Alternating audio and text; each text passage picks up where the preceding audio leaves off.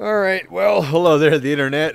Very interesting Atlanta weekend. But actually, before we even get into Atlanta, I want to address the elephant in the room, and that is that we missed the Phoenix podcast, and that was because Chris, you were working, and I was being thrown all over the place. The schedules just did not line up in time for us to record anything after Phoenix. So, And we missed some big news. One of it would be Hendrick Motorsports and the 31 of Justin Haley getting a hefty fine from NASCAR.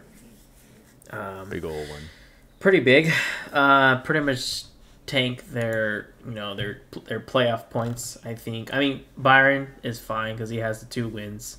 So without the top 30. I mean, even without that, I think he'll be fine. As far as Justin Haley, he's a little bit below. I mean, I think at this point he's pretty much in a must-win situation, which I have some high hopes for him, just because like he's pretty good at restrictor plate racing. I think the last time they went to Daytona, not the 500, but the Coke 0400, he was pretty much leading up until that point until everybody crashed. So I still have some high hopes for him. They're still going to Atlanta again. I think he'll be fine. As far as his other teammates, Alex Bowman, I honestly I think all of Hendrick Motorsports, they're eventually going to get a win. Alex Bowman just seems to be always up there. Kyle Larson, he's always pretty good. Like I said, William Byron, he already has those 2 wins. And as far as Chase Elliott, his plan is to come back in July. So I think that's the hope, is that he'll be back by July. yeah.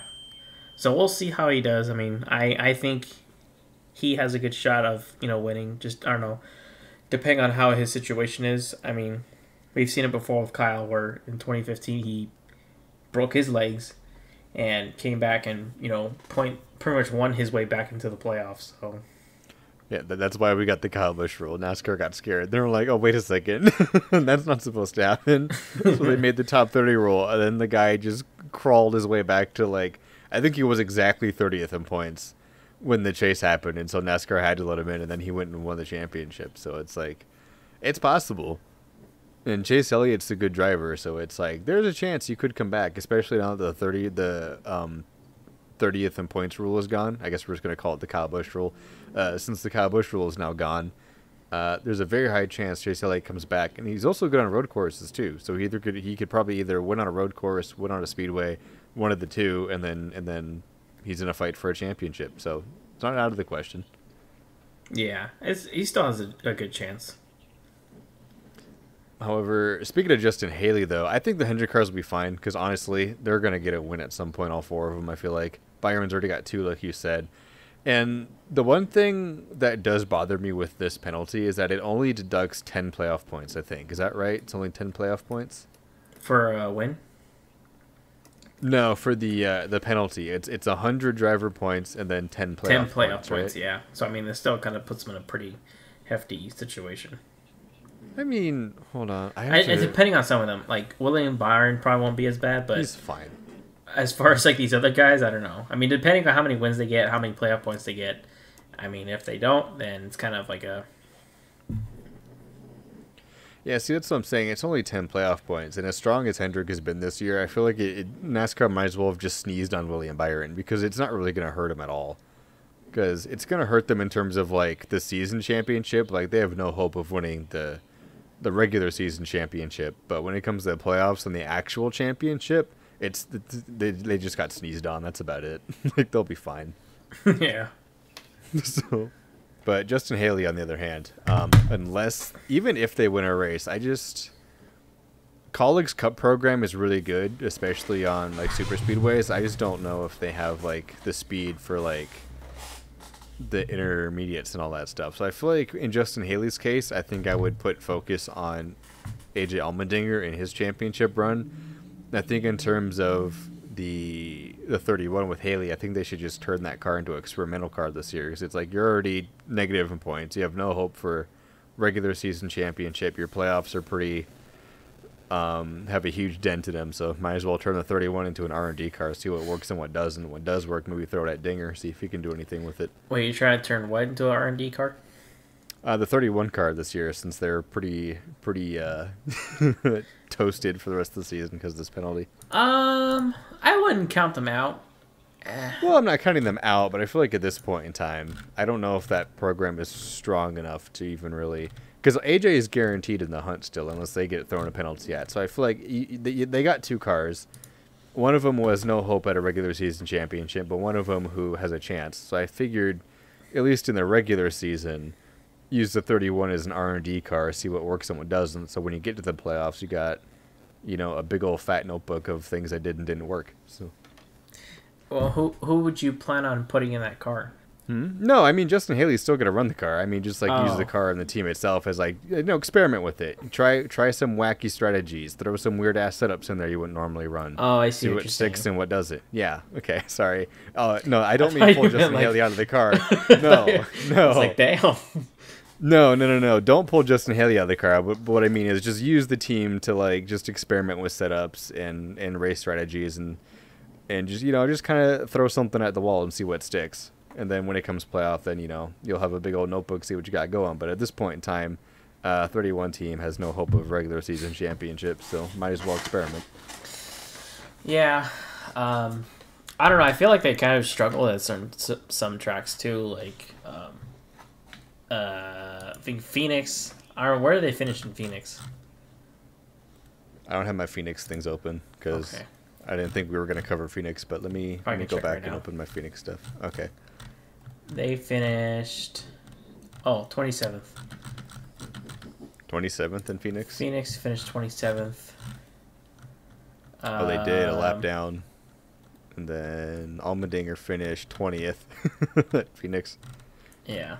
But Allmendinger was also in that crash at the end, wasn't he? Yeah. At Phoenix? Yeah. There was a crash? Oh, that's right. Yeah, that's right, because he got put on the wall. Yeah. Everybody was skating around and just ended up in the wall. A lot of hooting and hollering.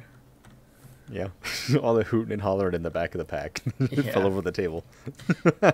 And then Vegas, AJ finished 18th. And then I'm trying to find Justin Haley, but I don't see him. Oh, he finished 8th. Finished 8th? Oh, shit, top 10? So Vegas, he finished 8th. Oh, we did. 21st. Just rolling back through their finishes. 21st at Auto Club. Yeah. So, I mean, it's not too bad. They're having an okay season, but that penalty really just kind of took all that and threw it away.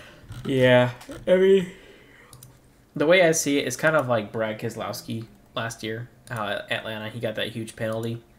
And that pretty much threw them out of the playoff hunt. I don't know. It's kind of hard to say, but yeah, he's probably gonna need a win unless he just gets a ton of stage points. Even with stage points, they're so far down in the points. I don't even think stage points are gonna matter. Because I think they're literally negative in points. I think they're just donezo unless they get a win. Then again too, if the appeal, if their appeal gets approved, then I think they get their 100 points back, don't they? If they're so he'll be 75. Appeal wins. So he'll be about 23rd. Well, we'll see how it goes. Hopefully it goes well for them, but if it doesn't, then I think I'm going to stick with my theory and say just use the car as a research car and just kind of play around with it. Yeah, we'll see. At least until the playoffs. I guess. It started so well. I don't know what happened. And then it just went downhill.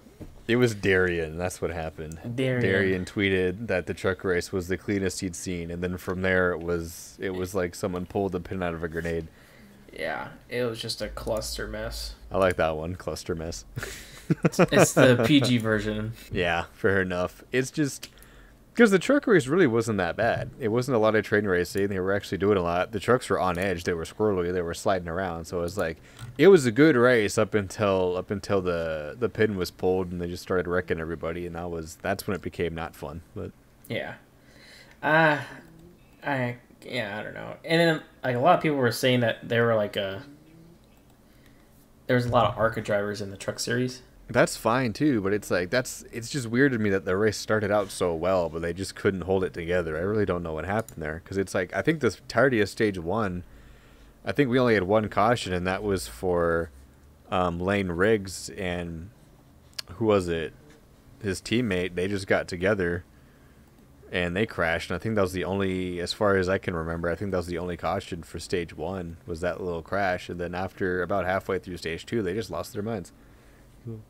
Yeah, I mean, and some people were talking about how the track has just pretty much been like eaten up a lot, which surprises me. After it hasn't even been it's been 1 year. It's been 1 year. Like, and, what happened? If you think about it, they ran it twice last year, and that's true, but even then, two races they pretty much isn't like enough beat it up pretty badly too, because like just the amount of carnage that happened last year too, just ugh.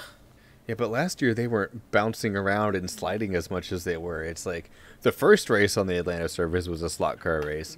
The second one was a little bit more competitive of a slot car race, but they still tore up a lot of crap. This time it was like somebody went out there and just like destroyed the track before they showed up because of how abrasive it already is. It's been 1 year. I wasn't expecting it to be this bumpy already after like a year. And less than a year since the last race here. Yeah, which is kind of concerning because, yeah, somebody took a picture of it last year and took a picture of it this year, and the track was just like, it looked brand new. Now this year, it looks like it's been like a few years that it's been raced on. That's wild to me. The weather in Atlanta, Georgia can't be that bad, is it? There's no way that they destroyed that racetrack in less than a year. From the weather, I don't think so. No, it's just wild. I don't know. The truck race. It wasn't a bad race by any means. I guess the truck race, like all things considered, the truck race wasn't terrible. I've seen worse truck races, but yeah, people are calling it like ARCA. yeah, the ARCA Truck Series, but like, okay, did we tie the record or did we break it? I think we tied the record with 10 cautions, right? In the truck race? I think we broke it. Did we break it? Did we hit 11? Yeah, I think. Because I know we definitely tied it. Okay. Oh, they hit 12, I think. But 12 cautions of the truck race. I think it was. No, I think that was for the Xfinity Series. But I was pulling up an old stat. So somebody was saying how I think the Xfinity Series broke the record of cautions. And I remember back in 2007, because I was at this race, it was the first year that they repaved the Vegas track. And that one was a shit show. Because literally every time they came off of 4, somebody got loose and just lost it and just wrecked it. And they caused like about 12 cautions from that race. Wow. Pretty much the same as the Xfinity Series too, but we'll get to that. Yeah, we'll get there in a second. Yeah. Just looking at the finishing results here, if we want to open up the truck finishing results. Christian Eckes was able to pull that one out the last possible moment, so that was pretty cool to see. The GOAT, Christian Eckes. Yeah, the GOAT. Followed by Nick Sanchez, which I forgot. You were right. I think I said no initially in Daytona when you mentioned it, but that 2 truck at Nick Sanchez is actually a KBM affiliate, so you were correct. So. Yeah, it is a Rev Racing though. Yeah, it's not KBM, but it's a KBM affiliate, which I did not realize at the time. So yeah, that's my bad. That's my oof. I was kind of wrong too. I was like, oh, it's a KBM truck. And I'm like, wait a minute, I don't think they have a 2-car. Well, I mean, you were more correct than I was. So I kind of thought it was GMS too, but then I was just like, I don't think. See, I thought it was GMS also because it's the same number font. Yeah, see, that's what I thought too when I saw it. I'm like, okay, that makes sense. See, that's why I told you no when you said it was KBM. I was like, that's not the KBM font. That's the GMS number font. Like, if you put the 2 and the 23 next to each other, it's the same number identical. 2. It's the same. It's actually the 2, I think. But, like, I completely forgot that was a KBM affiliate. So Nick Sanchez has been doing really well this year too. Actually, I was gonna say he did pretty good. Even at Vegas too, he was running. He was pretty much like racing against Kyle for the lead. Yeah, until he had his oof moment. See, that's the other thing is like a lot of these teams will run actually really well, but then they don't really have the finish to show for it because of a crash or a mechanical problem or a bad pit stop or whatever it is. But it's like this weekend Nick Sanchez actually finished where he was running, and that's very well. So I thought he was going to win it for a second there, actually. Yeah. Yeah, no, I thought he had a chance too, but yeah. And then John Hunter Nemechek rebounded a third place finish. Mm-hmm. He's been having an interesting season in trucks. So. And I didn't realize, but Bailey Curry, I guess he doesn't run the 4 car anymore. He actually runs the 41, which is he did pretty good. He finished top 5. Yeah. I think this is his first truck start too. So this is his first truck start this year. He was able to slide it home in 4th.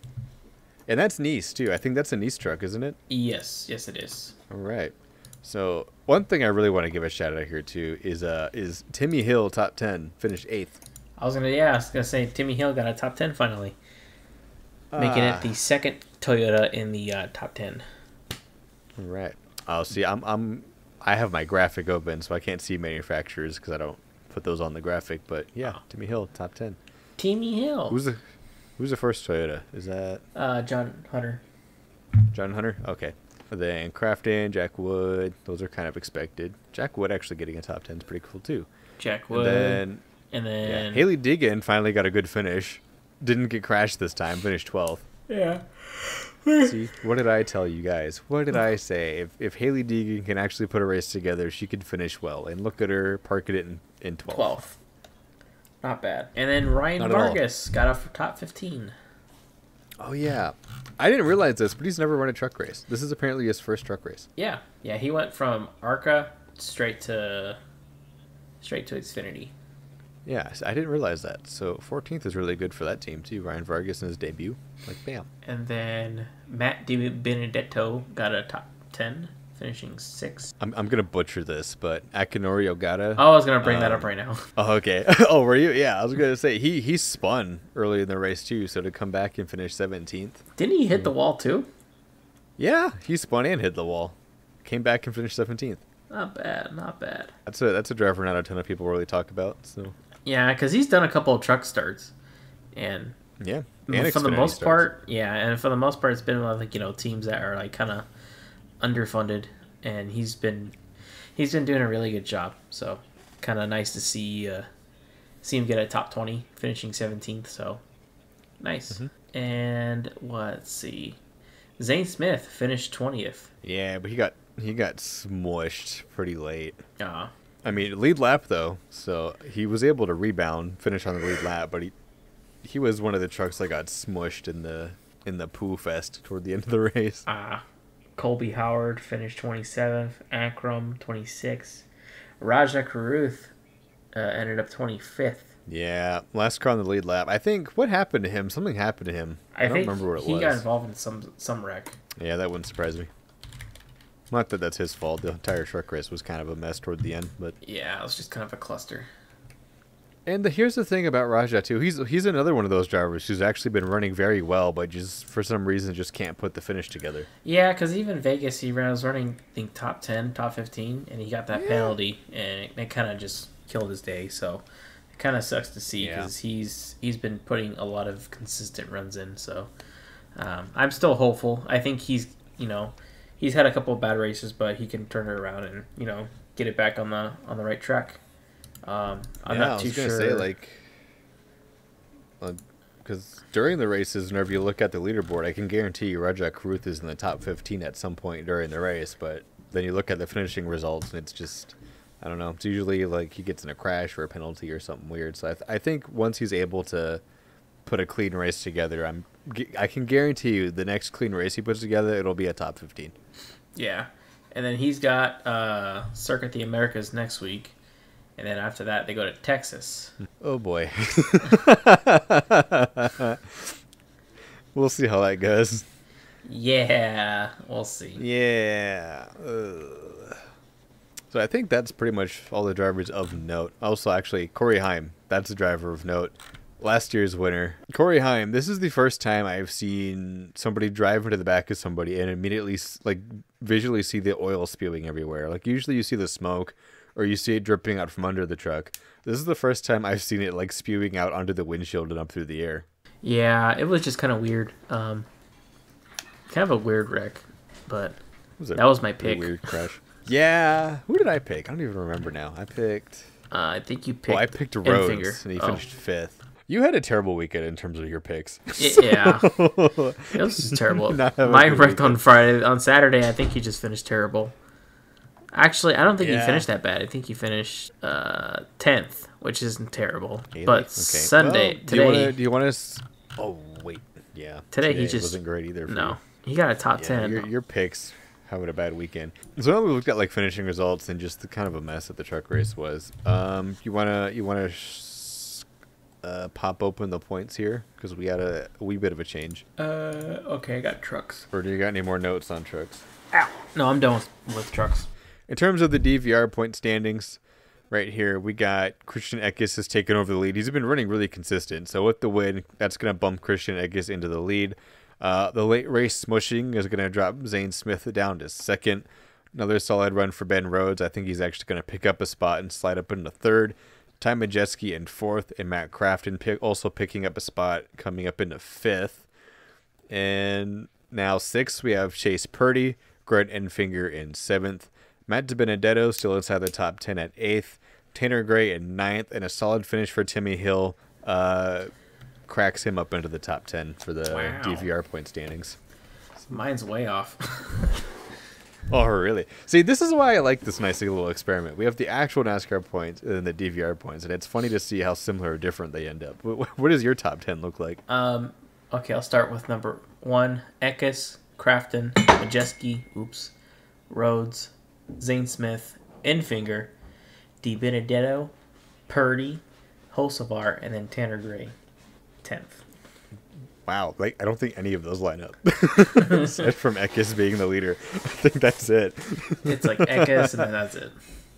Yeah, Eckes and then everything else is different, which I like this experiment. This is a good experiment. Yeah. So that's the top 10 for DVR and also the actual point standings. I'm only gonna have a graphic up for the DVR point standings since I don't want to make a separate graphic. But now that we've looked at that, I am scared, but let's go into the catastrophe that is the Xfinity Series. The ARCA. Oh boy. Xfinity Series. Yeah, the ARCA Xfinity Series. That was something else. I don't even know. I don't even really want to call it a race because it was just a mess.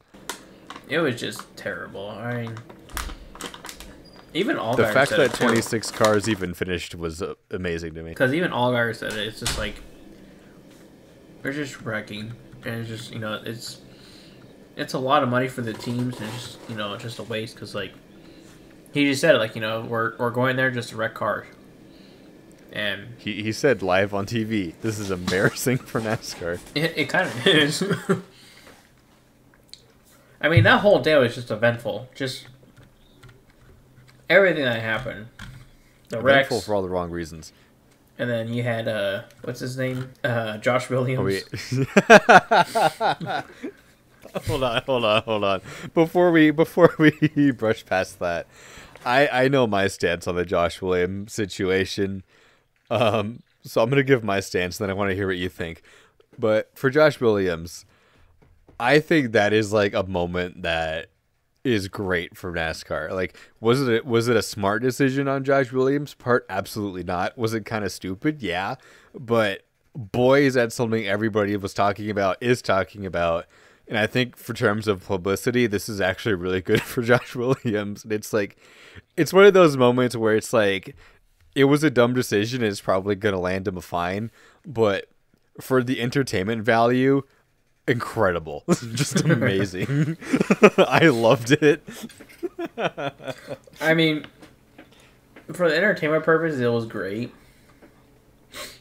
But, I mean, I think it was a little harsh for them to do that to him.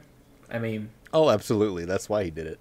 The reason why is because, like, somebody brought up in an interview, and they said that, usually with something like this, it's just like they'll hold you for like a lap or two. For them just to be like, all right, you're done. You're just park it. It's just like, it's like, dude, like, give me a break. It's like, we're trying to repair the car. Like, for a piece of bear bond. Yeah.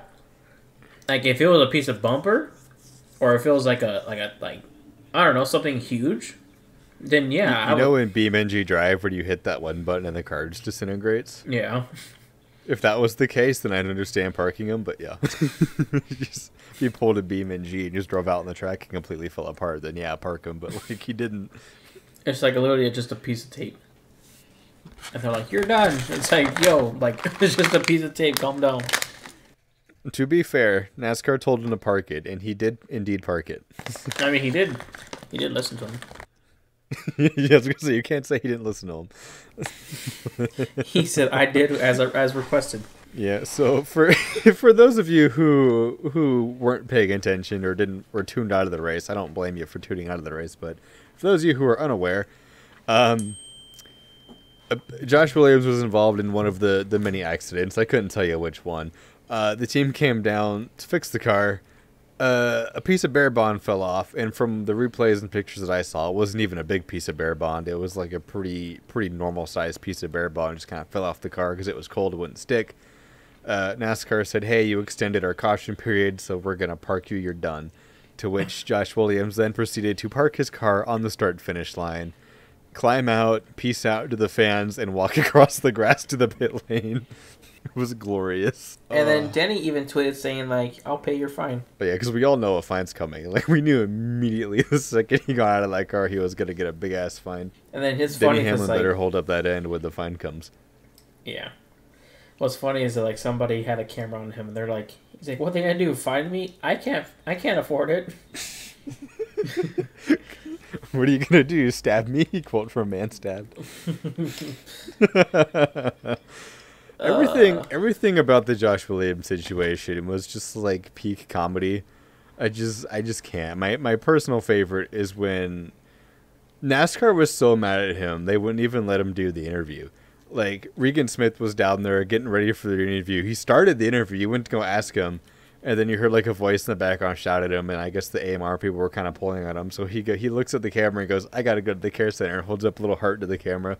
Apparently he never made it to the care center. He went straight to NASCAR jail.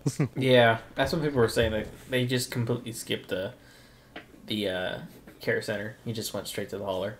And they kept him there the entire race. The entire race. I think who was it? Somebody posted how long he was in there. He was in the NASCAR hauler for a good 2.5 hours. Oh yeah, like I think even longer. The timestamp I saw was 2.5, but I wouldn't be surprised if it was longer.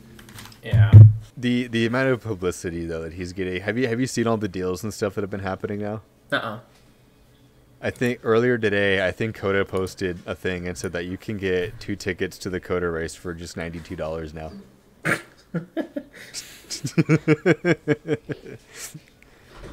And I think Josh Williams also said there's going to be a merch drop on his store on Monday, which is tomorrow. So I'm curious to see what that is. I actually might pick up a Josh Williams shirt or something at some point because I just think, just for the entertainment value, I think that whole situation was I pretty would love spectacular. Not gonna lie. A Josh Williams diecast. Do they exist even? I don't even think he has a diecast. No, I'm just saying, just to that reason. Oh yeah, no, yeah, that reason alone's enough for me to go pick up some Josh Williams merch. I would. I think he only has T-shirts right now, and so I think I might, assuming they're not sold out by the time I have a paycheck, then I might scoop one.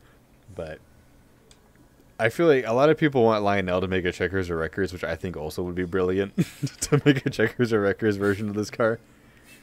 I don't know, like that would sell like hotcakes. That would probably sell just as much as the Ross Chastain Martinsville car. Yeah. Which, for the people who wanted personality in the sport, go throw your name in the Josh Williams ring, because that's the personality that we're looking for. That was a personality move right there. Outside of Josh Williams, unless you have anything else to say on it. Oh wait, yeah, no, you already dropped your 2 cents. Because outside of Josh Williams, the Parker Kligerman. Dude was so close to getting his first Xfinity. Yeah. Had Daniel Hemric not tried to channel his inner Brian Vickers, I think we could have gotten a photo finish there. It could have been. I mean, it was cooking up to be a photo finish. I don't know. That whole finish was wild to me. I'm not sure what Hemric thought he was doing. Because I know he's trying to win the race, obviously, but like there was nowhere for him to go. He was because Austin Hill was on the line, and then he had Parker Kligerman just to his outside. So unless he just blatantly was trying to wreck both of them and pull the Brian Vickers, I'm really not sure what move he was trying to make there. Yeah, I don't know. It's just kind of a weird move, but crazy finish. Oh yeah, crazy race. And then Ryan Truex got a top 3. Yeah, that's another thing. Yeah. Looking at the results, that is now a second and a third place for Ryan Truex. Yeah. 2 races, 2 top 5s. Not bad. And this man somehow doesn't have a full-time ride yet. Oh, he's proven himself. He has. Kligerman finished 4th, spinning backwards. Backwards finish, top 4. Yeah. You know, another driver we should probably mention is Riley Herbst. He's been having a really, really, really good season this year. He's actually been keeping his nose clean. Yeah, he's finished top 5, which is pretty surprising compared to last year. Yeah, I was gonna say last year he was getting in all kinds of trouble, but this year he's actually putting together a really good season. And I guess in terms of the top 10, you kind of got all the usual suspects up here, aside from Brett Moffitt. That's a team you normally don't see a lot in the top 10, so that 6th place for them is really good. Yeah, Austin Hill's 3rd win. Oh yeah, that's another thing. Can Austin Hill be stopped? Like, this man is just unbeatable. He's got the field set to easy mode. Yeah, he does. I mean, the dude just like has been on a winning roll. We've run 5 races and he has won 3 of them. And the races he didn't win, he still finished top 10. I think he got a 6th. His other, I don't remember what tracks they were now off the top of my head, but like his other finishes that weren't wins were 6th and 7th. The dude is just like unstoppable. And then Brennan Poole got a top 15. Anthony Alfredo, which I thought he would win. I honestly thought that Anthony Alfredo had a really good chance of winning today. Because he was like running up front the entire time. I want to know what BJ McLeod did to those race cars during the offseason. Because, wow. They just came to life. Or maybe it's the driver. Who knows? Maybe it is the driver. Because Anthony even said they're the same cars from last year. Yeah. And so, who drove the 78 last year? Was it Josh one Williams. of the... Josh Williams? I think so. I don't think that's right. I don't know, actually. But we can check that in a little bit, I guess. But, like, Anthony Alfredo was not prepared for him to be up there leading. But I guess that team's been a surprise all season long, because usually when we hear BJ McLeod, we think backmarker. But this year, they've been throwing their hat in the ring. They've been leading races, and I don't think we've been ready. Because didn't he lead a couple laps at the Auto Club, too? He did, I think. I think he did lead like a few laps. Yeah, because I think I have a picture of him leading, because I worked that race. I think I have a picture of him leading the race. Like, whatever they did during the offseason, boy, they did everything correct. And even if it is just the driver, that says a lot about how skilled Anthony Alfredo has become as a race car driver, too. Yeah, the dude just like has a lot of talent, and I don't think a lot of people realize that. But I mean, I'm sure people realize it, but he's just a really talented driver. They call him Fast Pasta for a reason. Yeah, it's not because he makes fast pasta. He makes pasta fast, and he drives race cars real good. It's one of the two. Yeah, another car that we're not used to seeing super high up in the standings is that 35, the Joey Gase racing car. Patrick Emmerling finished 18. That's a really good run for that smaller team. Yeah, not too bad. For a team like that, I mean, that's pretty good. I mean, even though it's still considered like a restrictor plate racing, I think they did pretty good. I mean, also considering that Patrick Emmerling also crashed at some one point during the race, to finish 18th on the lead lap is is good. Yeah. Was there a car in this race that didn't crash? Probably the 21. Yeah, you know what? Yeah, I think the top 3. I think they even crashed at the end though. Would you count that? Austin Hill hung onto that thing like a champion. How that man wasn't upside down through the catch fence is beyond me. I was like, I forgot who I was saying. I think I was telling you this. Or I was telling my brother, but I was just like, I think I told you this, but Yeah. like it's like when you're racing on a like NASCAR video game and you're trying to like wreck the computer and like the dude just does not spin out. He just keeps a straight line. Yeah, he's driving like an NPC. I think that's what I think that's the wordage you used. He's driving like an NPC. Yeah. Oh man. And then poor Cesar Baccarat. Oh, sorry. Oh, sorry. No, you're good. You can. I was going to say something irrelevant, but you can keep going. I was just saying, poor Cesar Baccarella. He only completed like one lap. I don't know if this is his final start. He's going to race a couple races. Okay. But this is his first start back because I think I think he sat out for the Daytona race because he had like some stomach issues. I think. Yeah. Is this the first start for the MBM 66 car? I believe so. Is this the first race that they made? Because I think they DNQ'd a lot. That's terrible. I was going to say, because I think Daytona got rained out, so I think they had to pack up and go home. And then they DNQ'd the other events because of, same reason, weather, and then they didn't have the points. And so I think this is the first race that they actually started, and then they crashed on lap 3. So Did they? I don't know if they DNQ'd for Phoenix. The 66? No, yeah, they went home, the 66 team. Oh, did they? Oh, okay. Yeah. I think they just barely got beat out. 'Cause I remember having that conversation with you in the media center. Oh. They barely missed it, but yeah, that's just not the way you want to start the season for the 66 team, or if you're Cesar Baccarella. But I know Cesar Baccarella's. I think he also has some starts lined up with Alpha Prime. Yeah. I'm pretty sure in the 45 car, so I know he's gonna get a couple more starts. Well, he owns part of that team too. Yeah, so he should be okay. He'll have a chance to bounce back. Someone else I want to talk about is Chandler Smith had an engine problem. I think that's why they went behind the wall. Was something gave up in that car. Oh, Chandler Smith? Yeah, because he finished 28th, DNF'd. So something went funky with that car.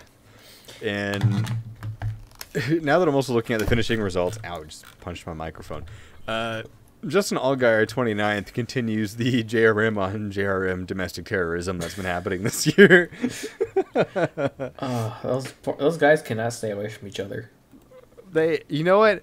If I'm Dale Jr., I can't decide if this is... Obviously, it's bad that you're crashing the cars, but the fact that they keep running into each other... But they're all up front is the thing, because when they do crash each other, they're up front. So it's great that they're up front, because that means all of his cars are running well. But they're just causing a mosh pit. They just need to take the magnets out of the car. That's what they need to do. They need to reverse the magnets just so they can stay away from each other. You know what? Yeah, that's fair. Because it's like they're running fantastic, but they keep mashing each other. They need to stop. Oh, I know. The competition meetings at Dale Jr. every week. I'm pretty sure at this point Dale's just like, all right, well. He's like, what do we got to do again? Yeah, here we are again. Unfortunately. Guess what? We're back at step 1. Oh boy. And then it sucks for SHR. I brought this up to you, but both of their cars wrecked out. Yeah, the 26 and the 24. And SHR Sam Hunt though, not SHR Stewart-Haas. Not Stewart-Haas, Sam Hunt. No. But God. And they've been doing pretty good too this season. Like Sam Hunt Racing has been very hit or miss this year. Mostly hit. I think their misses are when they get in crashes because they run very well until something stupid happens. Yeah. So the competitiveness of the Xfinity field is actually incredible. A lot of these teams just need to find their footing because I think that's the problem that's happening right now. Is like a lot of these teams are running really well. There's just been a lot of just weird things that happen to these teams to kind of put them behind the 8-ball. Well, I think Kaz Gralla was running pretty decent at Phoenix. I think up until him and Allgaier made contact. Yeah, from the good old Brandon Jones ping pong ball. Ping pong. Yeah, that was... Yeah, he just got... A lot of things happened during that Phoenix wreck. the JRM domestic terrorism really needs to be addressed. Yeah, it's just not looking really good for them. Anything else you want to talk about, because I really don't have any notes in the Xfinity race other than the entire race was just an absolute mess. I think we ran like 40% of that race under yellow. No, I think that's it. I pretty much hit everything that I wanted to talk about. Yeah, I was going to say that's everything I want to talk about. I really didn't have any notes aside from the Josh Williams thing and Austin Hill being absolutely unstoppable. That's about the only notes I have from Xfinity because the rest of it was just a mess. So yeah. That's pretty much it. I mean, alrighty. Well, let's slide on over to the points because looking at the DVR points here for the Xfinity series now, no surprise here. Austin, there actually has been no change up front. Like the top three, I think have stayed the same more or less over the last couple of weeks. Austin Hill is leading the points, shocker, followed by John Hunter Nemechek in second. Riley Herbst sits a nice, comfortable third, followed by Chandler Smith and Josh Berry in fifth. Looking at the rest of the top 10, we have Sam Mayer in sixth, followed by Parker Kligerman, Sammy Smith in 8th, Cole Custer in 9th, and then Justin Allgaier in 10th. So that's going to be the top 10 in the DVR point standings. Okay. Let me read off the Xfinity series. We got Austin Hill, John Hunter, Riley Herbst, Chandler Smith, Justin Allgaier, Sam Mayer, Sammy Smith, Josh Berry, Cole Custer, and Daniel Hemric. Which Parker Kligerman... Our top three are exactly the same, and then it's all different. Yeah, Parker Kligerman is 3 points outside of the top 10. Oh, he's 7th on my sheet. Look at that. That's interesting to look at. Yeah. How different that is. Actually, I forgot about this, but now that I've read the points and I can see Cole Custer's name here, Austin Hill doing what everybody thought Cole Custer was going to do this year. Yeah. Cole Custer finished 12th. Which, I mean, I hate to sound like a broken record, but I mean, I feel like he needs to kind of run up front more. You know what? To kind of piggyback off what you're saying, I think this is Cole Custer's last chance. Yeah, because he finished 12th last week, and then he finished 12th at Vegas again. A lot of 12s, dude. He loves that 12. And I mean, Auto Club, I'll give him that. I'll give him he had a really dominant car that day. He literally was run over at the Auto Club. Yeah, he was going to win that race up until that final moment where he just had the tire go down, which is out of his control. But yeah, I mean, that's the only excuse he has though. But like Vegas, I didn't really see him up front that much. Atlanta, Phoenix, same thing. Atlanta, it's kind of like a crapshoot. It's just kind of like Daytona, but yeah, I really hope he kind of turns it around next week. I honestly think he has to, because the problem with Cole Custer is that last time he drove the 00, even in trucks, he did pretty good when he raced trucks, won a couple of races, went into Xfinity and absolutely dominated the Xfinity series. I didn't really give anybody a chance. And then went up into Cup and just completely vanished. Like, people forgot he was racing Cup. Nobody remembered him. He wasn't running well. He was easily the worst running Stewart-Haas Racing car. And so I guess Tony Stewart said, fine, let's put you back into the Xfinity series and see how you do here. And now he's not performing again. And so, like, I think if he just doesn't have a good season, I think he's just done. Yeah. I hate to say it, but... I mean, then again, I hate to, not give him the benefit of doubt, but it's still early, but he just needs to pick it up.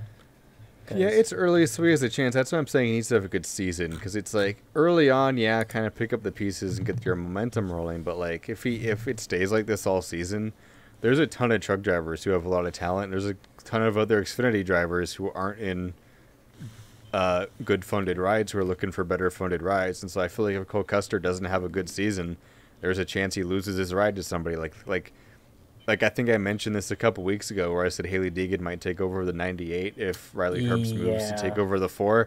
There's a fat chance that if Cole Custer doesn't perform, that Haley Deegan takes over the 00 and maybe Riley Herbst stays another year. It's possible because she's got talent. We know she can drive. she's working her way up the ladder. So if Hailie Deegan has a good truck season, and then Cole Custer doesn't, there's a chance that come 2024, Custer's out, Haley's in. So.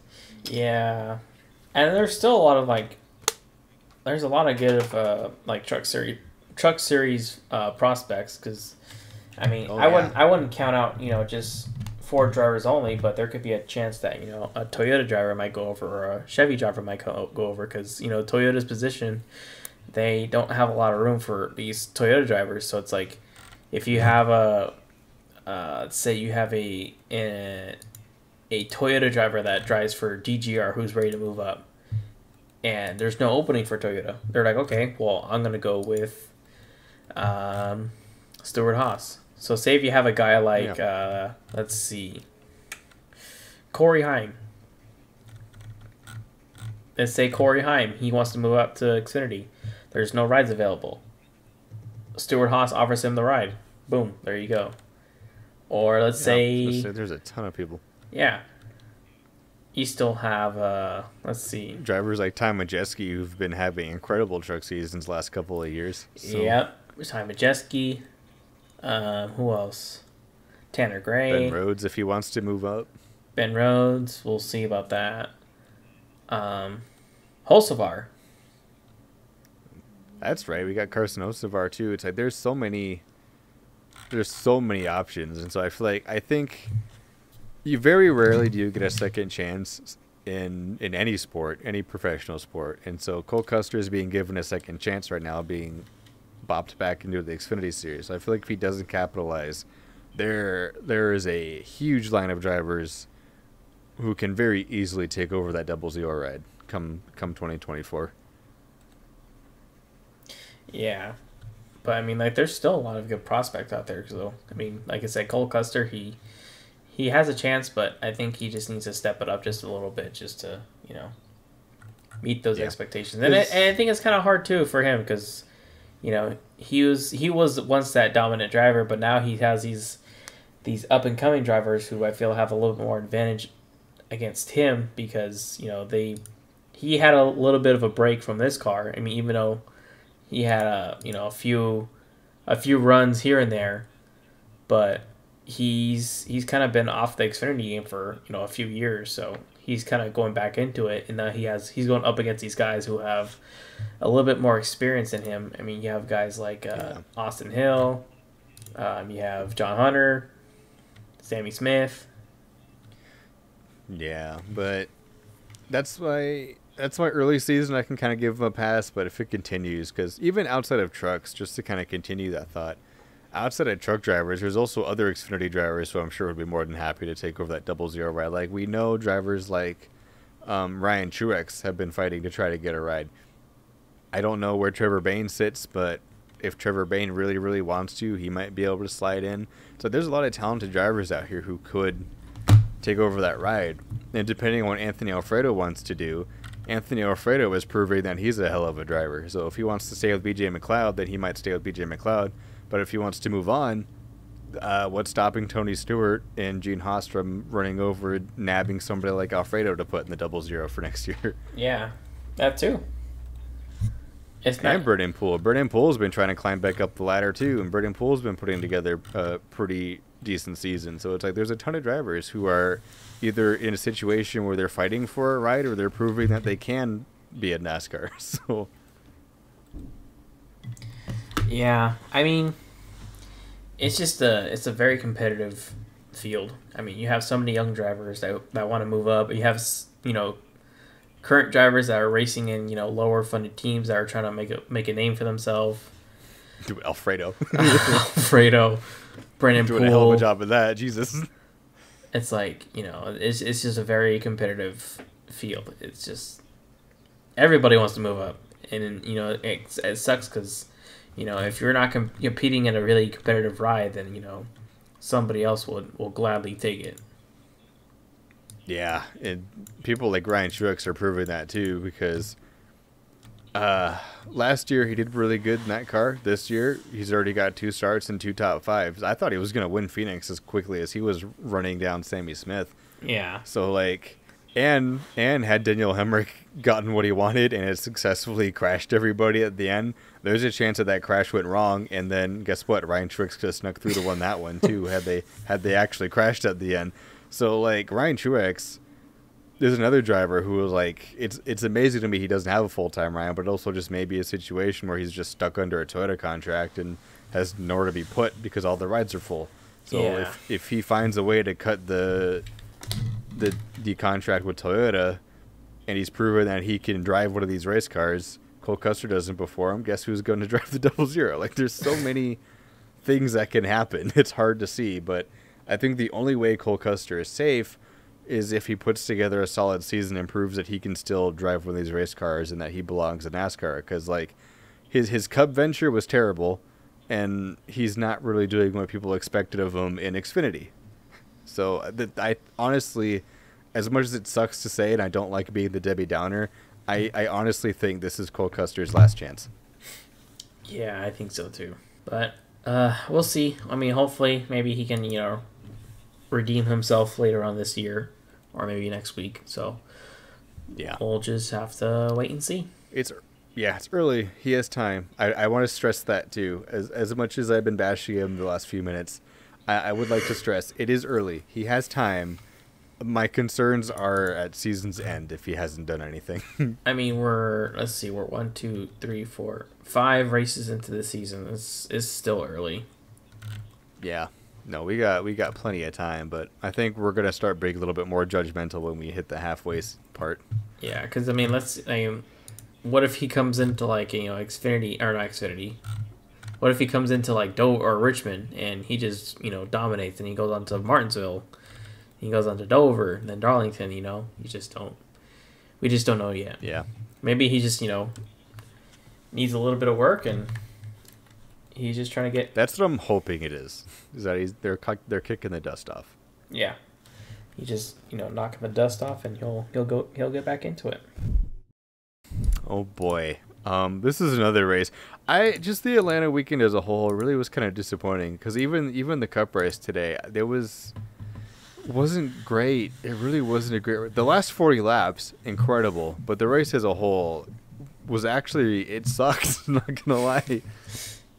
Yeah, I think it's just like I don't know if it's just because everybody saw how the whole weekend was and they're just trying to be patient, or I can guarantee you that's what it was based on how the last 40 laps went. And no, I mean, I'm not gonna lie. The green flag pit stops were really weird. I mean, seeing them pit from the back stretch and then just seeing them go that slowly from 3 and 4, it was just weird. And then not only that, but when they came back on the track, they were 2 laps down. Just that's a lot of laps because usually with pit cycles, it's usually somebody's a lap down or somebody's about to go a lap down, but everybody was 2 laps down every time they pitted, and it's just sometimes all it takes is all it takes is for a caution to come out, and then boom, you're screwed. one poorly timed caution, and your day is done. So yeah, but it's just it was weird. I was just seeing him go that slow, and then not only that, I thought Ryan. I'm so surprised how Ryan Blaney came back from that, but the dude got a speeding penalty, and he was 3 or 4 laps down, and he came back from that and finished 7th. That blew my mind too. Actually, I think once the pit cycle kind of worked itself out, he was only 2 laps down. But even then, that race had a very, very green flag feel to it. I think the only caution we had in stage 1 was because Bubba Wallace spun out and crashed. But from there, I don't think we had a single caution flag outside the stage breaks until Kevin Harvick and Chastain. I guess they didn't have contact, but whatever happened there, that turned Harvick around. And then after that, there were a couple crashes. But I think that's what saved Ryan Blaney was the late race crashes. He was able to kind of stay out, take the wave rounds and stuff. Yeah. But it's kind of skeptical, too, because they had a pit. And it's you saw with Aric Almirola, he had 45 lap old tires, and he just 72. 72. Oh my gosh, he was out there on 72 lap old tires. Oh man, I made sure to note that. There was no way I was going to miss that. Jesus. The guy was out there in 72 lap old tires. He's like, we're good. And pop. Just fucking smack the wall. Oh, God. That reminds me. I know we just talked about this before we started rolling the podcast, but for those of you who aren't aware, I'm pretty sure most people know. Somebody hit a cat at the auto club. It was a black cat. There's been heavy debate as to who hit the cat. I think we talked about this on the podcast actually from Auto Club, but Chris and I have a theory that it was. My theory was it was Almirola that hit the cat. Your theory is that it was both Almirola and Larson because their luck recently for both those drivers has been absolutely terrible. Oh, God. Yeah. I mean, because just all the freak accidents that happened to Almirola, like Almirola got involved in that wreck at Auto Club, and then he went on to Vegas and wrecked late in the race, ruined Larson's chance. Larson had like a weird mechanical issue, which is like very bizarre because like he was just like so underpowered and then magically found a way to come back, but it was just like he was so many laps down.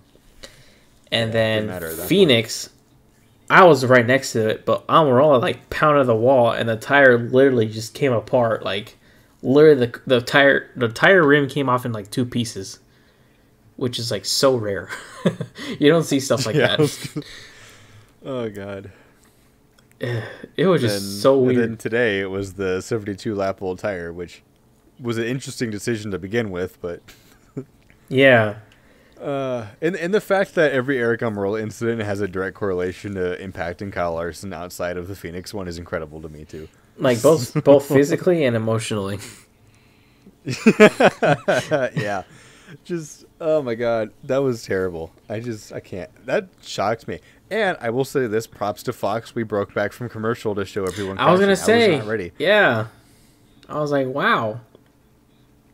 They did it during the truck race. We were watching the side by side, and we saw the crash happen. They immediately cut from the side by side to give us what was happening in the truck race. And then today, we're watching the full screen commercial, and then it cuts halfway through the commercial, and then we see Larson sitting on the front stretch and all torn to pieces, and we're just like, "Oh my God, a crash! It happened! Crash. They did it! They listened!"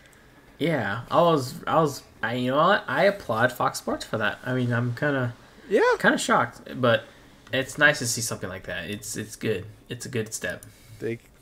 We can learn. We can improve. I will say, since we're talking about the broadcast, my only complaint on the broadcast is they still had a lot of interesting camera angle choices that really threw me for a loop. But outside of that, the broadcast really wasn't terrible. So no, it wasn't that bad. It was pretty decent. I'm really excited for next week though.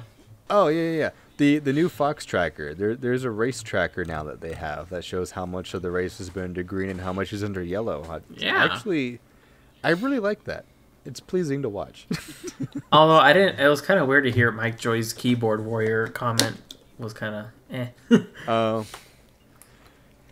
I think Mike Joy's at a point in his career where he's just like, you know what? I'm at the end of my career. I'm going to do what I want. I don't know. I don't know either. I feel like it bothers people more than I think it should. It's just like, it's just a phrase. It's whatever.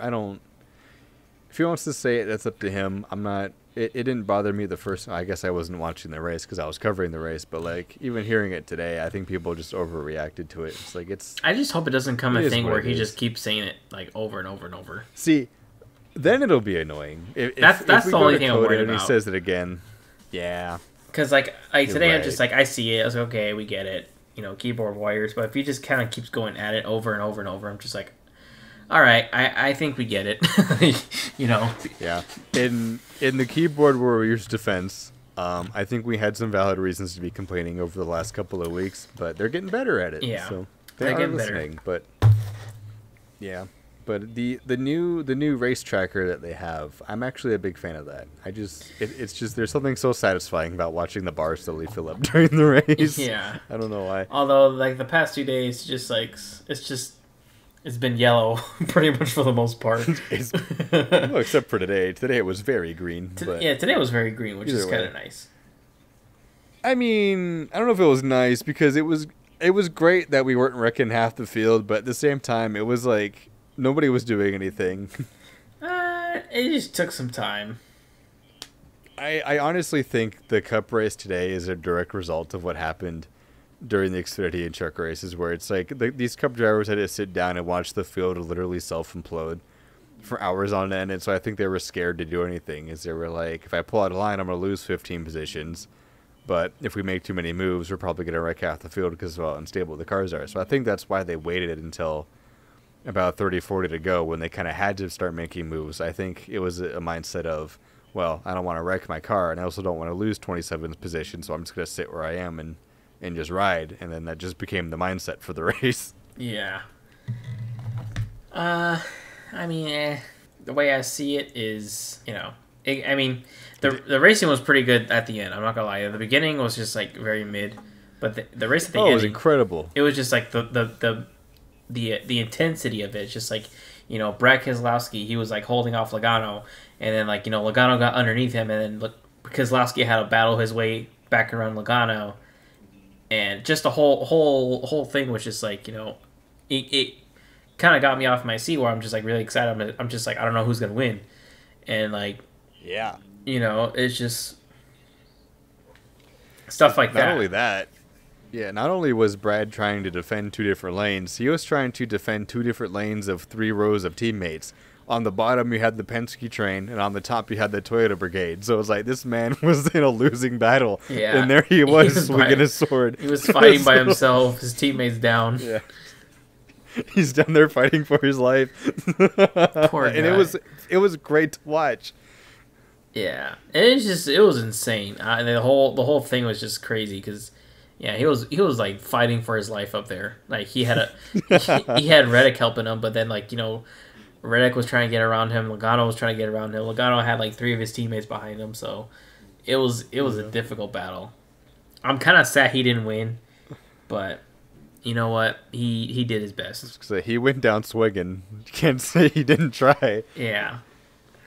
It was interesting that he didn't go for the block on the end, though, because I feel like if he had kept coming up the track, he could have stayed in front of Logano, but I think he was tried not to wreck himself, and so I think that's why Logano got around him at the end, because he got a hell of a push from Christopher Bell, and that's what launched Logano around him. Yeah. Yeah, he had a really good push. So I mean, it's kind of hard to kind of block that because if he would have done that, it would have easily been a wreck. Yeah, and looking at the finishing results now that I have pulled up, the man was up there fighting for his life and was still able to bring it home second. So that's really good, and it proves that RFK is actually their rebuild process.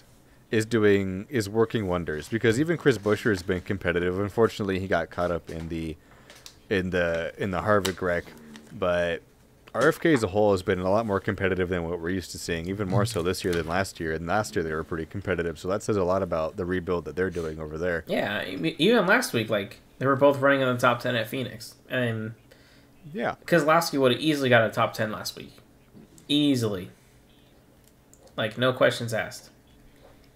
But, I'm kind of glad he got a pretty decent finish this week.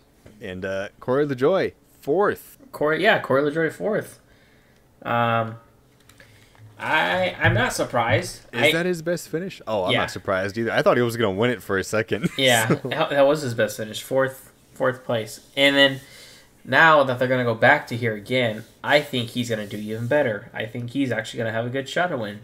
I was going to say he almost won this race last year. Finished 4th of this. I mean, not this race last year, but the last time we were here, he almost won it. Just got wrecked by Chase Elliott, and then this year places 4th. So I'm excited to see how he does when we come back. Yeah, which makes me think that he has a good shot to make it into the playoffs.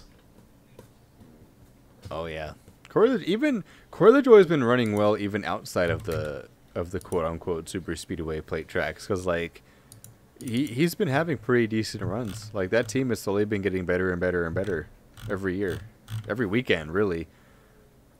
Yeah. Like obviously they're still an underfunded team, so not every day can be huge, but like considered to what Spire Motorsports where they came from, that team's really building too. Yeah. They're really good. Let me see. Where did Mr. Ty Dillon finish? Oh, he finished 23rd. Really? Yeah. That's great. I don't know they're the about last that. car in the lead lap. Okay, never mind. That's less great. But I mean, I don't know what is going on in the Spire shop. I feel like it's almost like the 77 is a neglected stepchild because it's like the 7's out here having these incredible runs, having good weekends, and then the 77 is just kind of there. It's So I'm just... not sure what's going on with that, but it's interesting to see just how vastly different those cars are performing from each other. Yeah, it's kind of odd. Also, real quick, want to give a shout out to Tyler Reddick. Dude was sick and battled it out to finish 5th. Yeah, I mean, I was gonna like. I honestly thought like he was just gonna like park it. Not park it, but I thought he was just gonna like switch off with Nemechek. But the dude just fought through it and won the race. No, not won the race. Sorry, he finished 5th. It's a win for him, but Yeah. I was going to say he won his race of being sick, but God. So something that surprised me also was Josh Berry finishing 18th. That's not a great finish, but when you consider what that car looked like after the crash, I'm surprised he even finished. yeah. I'm not. That I'm telling you, car man, like was the real Hendrick cars are damaged. looking really good. They are, and like with Josh Berry too, it's like that car was crashed. Like the hood was all screwed up. That car was junked, and he came back 18th lead lap finish. Where did they finish last week? Last week they finished. Yeah, I was gonna say they got a top 10 last week. The 9 team, they're putting together a good team. Watch out, Chase Elliott. You might lose your ride. Watch That's out, a joke. sir. Don't take that seriously. I'm gonna get crucified for that sentence. Right, the Chase Elliott fans are coming after you now. Congratulations. Yeah. Jeez, that's fine. Justin Haley 22nd. He had damage from the Almirola Larson incident. That was your pick. My picks actually did pretty well this weekend, actually, because I picked Ryan Blaney to win the Cup race. Ended up 7th by. I'm still not sure how. Just got lucky with cautions, I guess, and then was able to work his way back up. And it's crazy because freaking Haley finished. Where'd he finish? He finished 22nd. I just had a really crappy weekend. It's just been really terrible. I mean, Which is weird because he's been running good too. He was running well during that race. He just happened to be in a real unfortunate spot when Almirola blew that tire. which I had high hopes because I thought he was going to do really well. And then like with him coming back to Xfinity, I'm like, oh my god, this is perfect. Like the dude's good at restrictor plate racing, and he's going back to Xfinity. Like he's going to do great. And then now, he finished 10th yesterday, and then today he just he got involved in that wreck with Larson and Almirola, which he just had killed nowhere his to day. go. And then lead lap finish, which is good, but still 22nd's not that great. But Ryan Preece, I don't know what's going on with the 41 team, but since the get-go, they had a terrible day today. They were just down on power. yeah, it just really sucks. I mean, they finished the race at least, but they were 16 laps down because of all the problems they were having. Yeah, Ryan Preece, man, he just needs to get some good luck. Yeah. Stewart-Haas Racing as a whole has been really weird this year. They've been like the definition of hit or miss, because when they hit, they've been running really, really well. But when they miss, boy, do they fucking miss.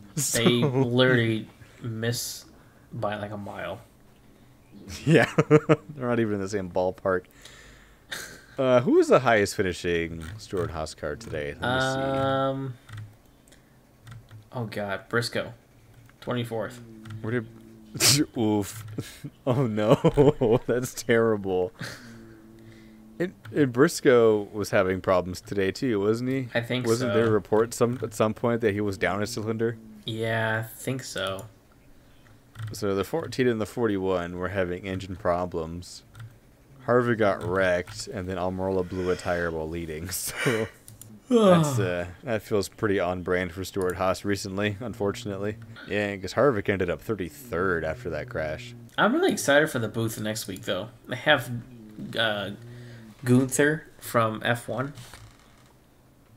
Oh yeah, They have the they F1 manager. they have Gunther and they have Kurt Busch coming to the booth, and I think Tony Stewart's coming back as well. Tony coming back? Yeah. Yeah. Oh, an entire Stewart-Haas booth lineup. Look at that. The whole Haas fiasco. So, yeah, do you want to talk about COTA after we look at Cup points? Yeah. All right. So I think I already know that Cup points on NASCAR side of things is going to be different than the DVR point standings. And so for the DVR point standings, Christopher Bell I have Christopher Bell scored as the points leader with Kyle Busch in second, but they are tied. They are tied for first. So essentially Christopher Bell and Kyle Busch are leading the points in a tie. I have Joey Logano third. He was 1 point behind the two leaders, so that's a really close points battle. I have fourth Ryan Blaney and Ross Chastain in fifth. Brad Keselowski at sixth, followed by Kevin Harvick. Ricky Stenhouse Jr. is eighth. Martin Truex Jr. in ninth, and Daniel Suarez to round out the top 10 here. All right. I got Logano, Bell, Chastain, Blaney, Keselowski, Harvick, Kyle Busch, Truex Jr., Denny Hamlin, and Daniel Suarez rounding the top 10. Damn. I love how different the points are. It's great. But Bell's only off isn't by there like also- 1 point for the lead. So he's Yeah, I was going to say. close. He's up there. He's had a really consistent season because, like, I have Bell with I think I put Bell ahead of Busch because he just had the better finish, but the points are tied in terms of DVR. They both have 163 points according to my little points sheet, and then Logano has 162. So it's like the top three all within 1 point of each other. Yeah, they're pretty close here too. I mean, Bell's only 1 point away from Logano. Let's see. Chastain, he's only off by 4. Blaney, he's only off by like 11. Keselowski is 1 point away from Blaney. Yeah, they're all pretty close. Anything of note for points? Or I guess Haley's still in the negatives. That's only the note for points, I guess. Yeah, he's still like Poor negative. guy. Negative 25. Yeah. Oh, well, he's doing better on the DVR point side of things because for the DVR point standings, he's negative 5. Oh. Still in the hole, but almost out of it. Yeah. He's getting there. I think next week he'll get his way out of the negative. Okay, so you wanna peek ahead to COTA? I'm excited. Yeah. It's going to be a pretty stacked field because we got Jordan I'm trying to Taylor. look for the entry list for trucks, and I can't find the entry list. I don't know if they have it on here yet. But I don't think they do. Well, yeah, Jordan Taylor's going to be in the 9 car. Yeah, Jordan Taylor.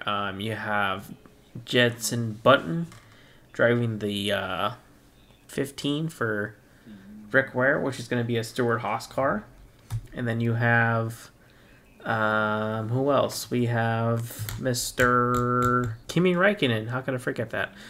He's coming back. Yeah, And then we have back also, in the Project 91 car. yeah, got Mr. Connor Daly coming back in the 50. So we'll see how that There goes. really is a stacked Cup field. Can I go out on a whim and just say that Jordan Taylor is going to win the Cup race? What happens if Jordan Taylor wins the Cup race? What do we do? Jordan Taylor, welcome to the playoffs.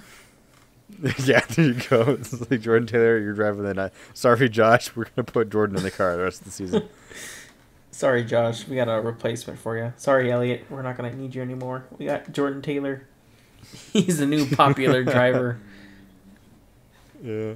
Yeah, so they don't have an entry list posted that I can see because I haven't really. It is Sunday today. I haven't really had a chance to look at who's in the truck race because we got to make our picks. Or do you just want to make the picks off camera when we can look at the entry list? Oh, wait, and I have we it can right just here. Post those later. You found it? It's Where on is it? J-Ski. Ah, Oh, wait, no, it the says J-Ski site. not available yet. Oh, Ah, you lied to me. I lied. Okay. Do you just want to make picks off camera then, so we can have a chance to look over the entry lists? Yeah. I don't know. I don't think Okay. Jimmy's racing it, though. I don't think Jimmy's racing it. I think Jimmy was supposed to. He's racing the All-Star though, isn't he? Yes. No, he's doing the Coke 600.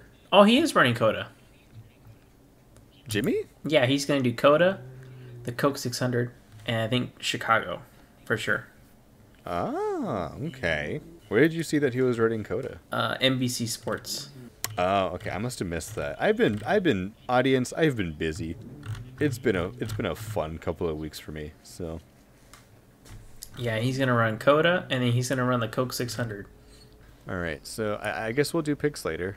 I think it'd be really funny if Jordan Taylor won. I'm not gonna pick him though, because I want to look at the entry list. But I think it'd be funny if he did. Because we know that car's capable of winning. Oh yeah, for sure. You have a winning car and a winning driver. That's going to be a really good combination. So with that, we'll be posting our picks. This is a good time to plug the social medias. And so if you don't already, make sure to follow us on Instagram and Twitter, both at Donohue_Vargas is where you can find us, because we will be posting our race winning picks usually the mornings of the races. And so if you don't want to miss out on that, make sure to follow us there. And without further ado, I guess we're going to wrap it up here, and we'll see you guys next week after COTA. All right. See you guys.